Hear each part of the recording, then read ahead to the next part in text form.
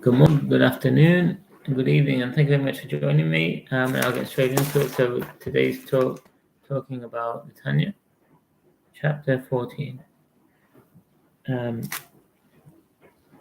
the chapter starts off. It talks about and the Bainani is attributed, is attainable by every man.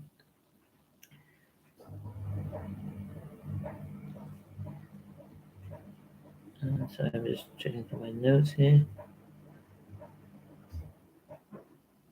Every purpose, and the purpose of this is to turn away from evil and do good, and that's in all faculties of the soul, thought, speech, and action, and das. To above how is this done? By the study of Torah, which balances the more means stated in Brachos 5a. I may have got that wrong. And by exercising the freedom of choice of a person, even contrary to the heart side. So the heart may desire something from the left side, which is inherently evil and wrong. Even though there may be a very strong desire, the person can still overcome it. They can still act on the other choice. When the heart craves material pleasure, that's permitted or forbidden. The person can steal themselves and divert attention from it. It brings a pasuk, Isaiah 59:2. Your iniquities interpose between you and God.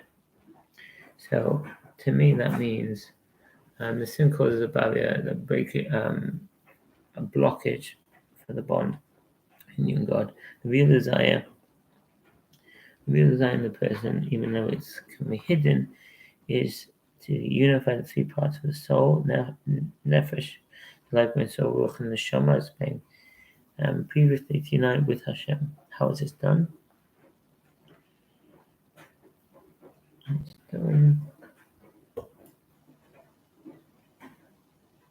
By dedicating yourself to God by way of His Torah and commandments, by virtue of the love which is hidden in the heart.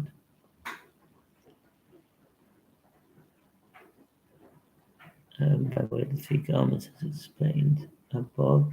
Folly has overcome the wicked.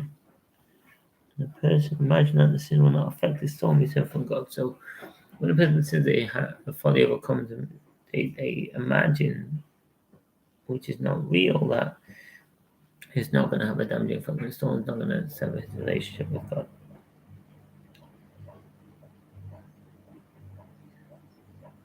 And then it talks about making a habit that the person will delight and rejoice in the Almighty by reflecting on the contemplation of the best end self to the best of their capacity. So there's a pleasure in getting to know God, and this depends on the person's capacity. Now there is a concept of growth, however,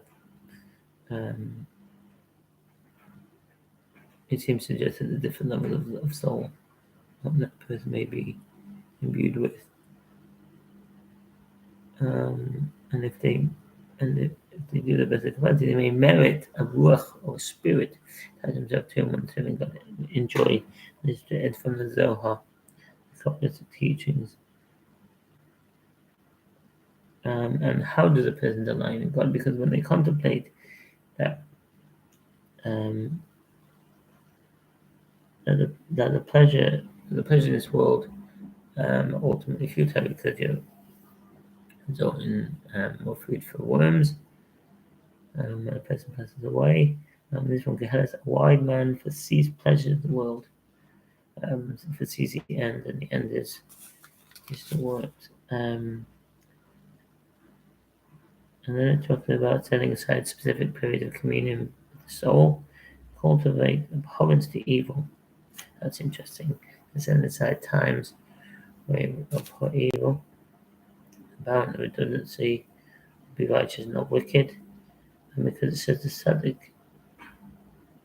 and the Spirit. I'm not sure what that says. And not be wicked. Yeah, why does it say wicked and not be righteous and not wicked? So it seems to be a redundancy, superfluous wording. Surely means the same thing. The Tzaddik in the quality of the Spirit, and whenever the station might, they can't be, don't be wicked. So I hope that made sense. And if you have any questions or comments, please do so, and feel free to discuss. Wish you all the best and take care.